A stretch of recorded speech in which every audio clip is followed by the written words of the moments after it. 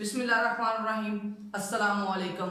उम्मीद है जी आप खैरियत से होंगे और आप मुसलसल हमारे साथ गेट इन टच हैं और फिजिक्स के लेक्चर्स पढ़ रहे हैं। हमारा आज का आर्टिकल बहुत इंटरेस्टिंग है, बल्कि आपके बहुत ज़्यादा काम आने वाला है आगे जाके फ्यूचर में। तो आर्टिकल नेम जो है वो आपके पास ऊपर बोर्ड पे लिखा हुआ है, इलेक्ट्रॉन वोल्ट। जब भी हमारा वर्ड वोल्ट देखते हैं तो हमारे दिल में एक ही बात आती है जी, ये शायद जो है वो पोटेंशियल डिफरेंस का या एब्सोल्यूट पोटेंशियल का यूनिट होगा। तो ये बिल्कुल गलत है। आपके पास इलेक्ट्रॉन वोल्ट जो है वो एनर्जी का यूनिट होता है। अब ये बहुत इंटरेस्टिंग बात है कि किस तरह से इलेक्ट्रॉन वोल्ट हमारा एनर्जी का यूनिट है, हम इसे कैसे प्रूव करेंगे। तो ये सारी की सारी कैलकुलेशन हमारा आज का कॉन्सेप्ट होगी। तो हम स्टार्ट करते हैं बिल्कुल बेसिक से, जहां से हमने पहले पढ़ा था। हमने देखा था कि जब आपके पास एक चार्ज पार्टिकल किसी इलेक्ट्रिक फील्ड के अंदर मूव करता है, सपोज ये बी प्लेट है और ये ए प्लेट है, और यहाँ पर सारा पॉजिटिव चार्ज है और यहाँ सारा नेगेटिव चार्ज है।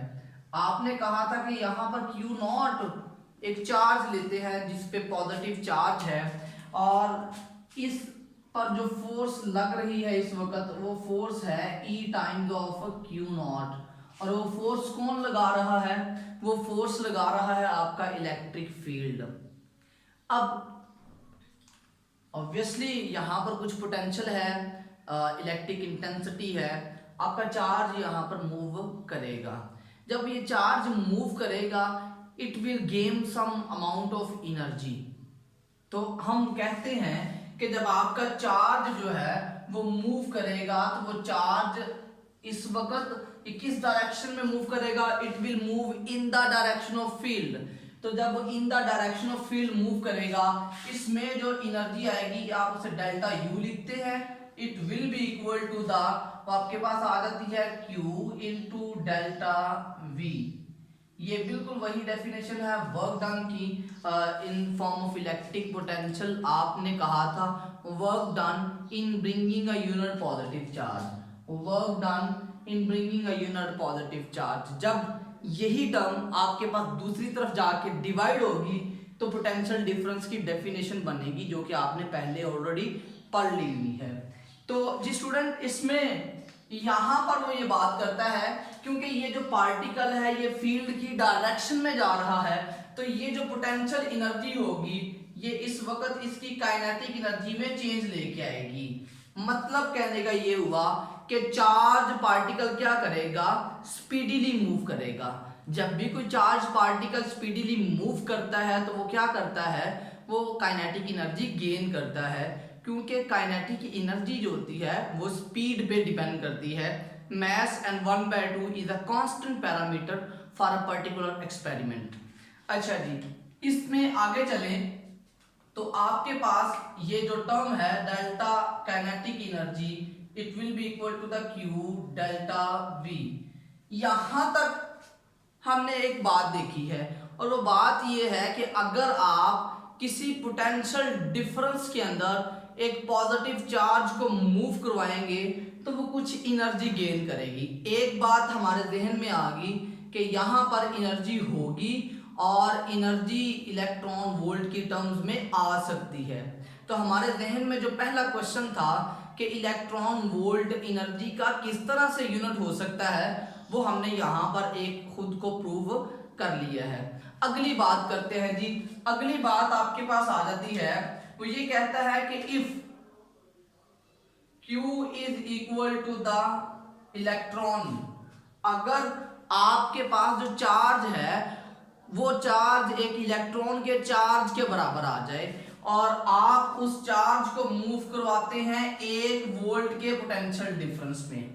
मतलब कहने का ये हुआ, हम अब सिंप्लिसिटी की तरफ जा रहे हैं और हम क्या रहे हैं कि अगर आपके पास कोई भी एक चार्ज जिसके ऊपर चार्ज एक इलेक्ट्रॉन के चार्ज के बराबर हो और आप उस पार्टिकल को मूव करवाते हैं 1 वोल्ट के पोटेंशियल डिफरेंस में, तो हम कहते हैं कि उस वक्त उसने कितनी एनर्जी गेन की होगी जी। तो आपके पास delta kinetic energy is equal to the 1 E into 1 volt. अच्छा जी, अब एक बात तो ये समझ आ गई कि काइनेटिक एनर्जी जो है दिस इज 1 इलेक्ट्रॉन वोल्ट के इक्विवेलेंट आ गई। लेकिन हमें क्या चाहिए, हमें चाहिए कि हम इसको जूल्स में कन्वर्ट करें। तो हम इसकी वैल्यू पुट कर देते हैं 1.6 10 टू द पावर -19 कूलम और पोटेंशियल है 1 वोल्ट। तो आपके पास रिजल्ट बचेगा 1.6 10 to the power -19 volt into coulomb. This is the kinetic energy gain by the charge of one electron when it move through the potential difference of 1 volt। तो जब आपका एक electron जितना charge particle 1 volt के potential difference में से move करता है तो वो इस वक्त इतनी एनर्जी गेन करेगा। तो आपके पास कितनी एनर्जी आ जाती है जी, वो 1 इलेक्ट्रॉन वोल्ट जो है that is equal to the 1.6 exponent -19 of joules. अच्छा जी, ये तो थी इसकी एक्सप्लेनेशन, बहुत सिंपल अल्फाज में हमने की है। अब हम करते हैं इसकी डेफिनेशन। डेफिनेशन क्या है, हम लिखते हैं कि आपके पास this is the energy gain or loss by an electron when it moves through a potential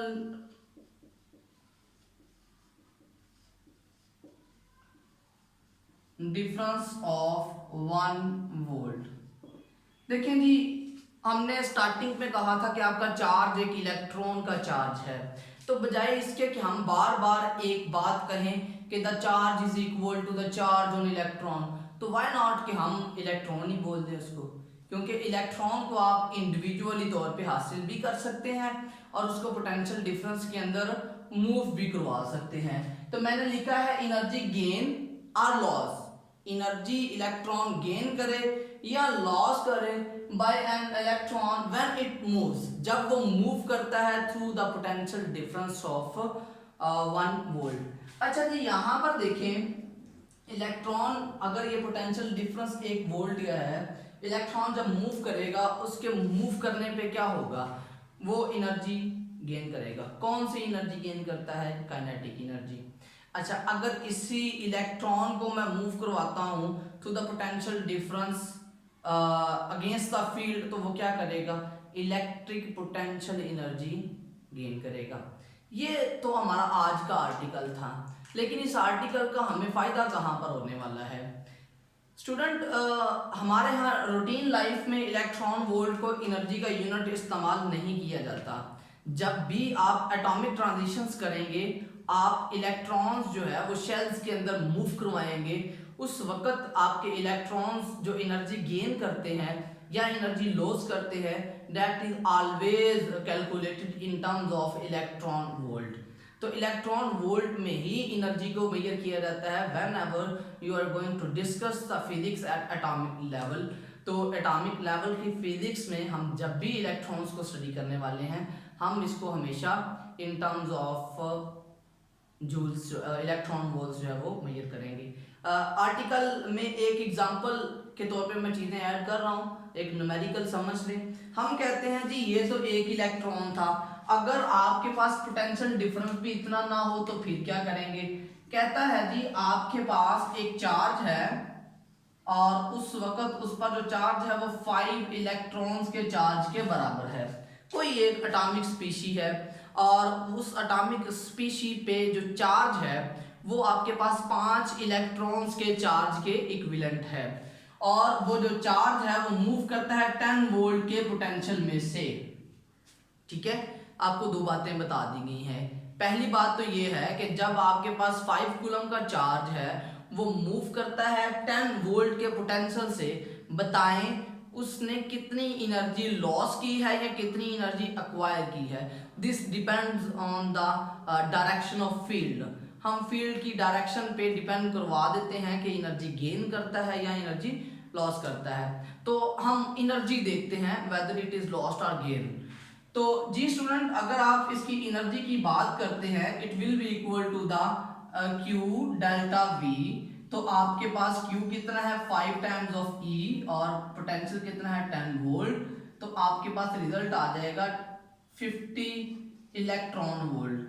तो जी आपने क्या किया है, आपने बता दिया कि जब भी एक 5 कूलम का चार्ज 10 वोल्ट के पोटेंशियल से मूव करेगा, वो इतने electron volts of energy gain या लॉस करने वाला है। अच्छा, अगर आपसे यही एनर्जी डिमांड की जाए इन टर्म्स ऑफ जूल्स, तो फिर आपको क्या करना होगा? आपको जस्ट सिंपली क्या करना है, इस 50 के फैक्टर को 1.6 10 to the power minus electron 19 of से मल्टीप्लाई करना पड़ेगा। This factor now is in joules. आपके पास ये जो टर्म आएगी ये इस वक्त जूल्स में कन्वर्ट हो चुकी होगी।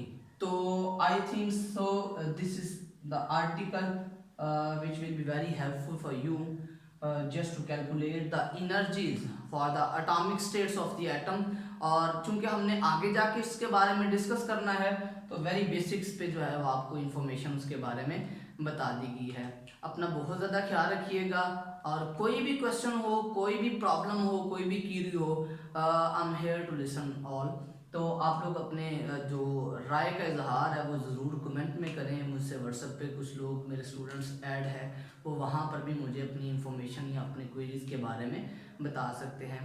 अपना बहुत ज़्यादा ख्याल रखिएगा। अल्लाह हाफिज़।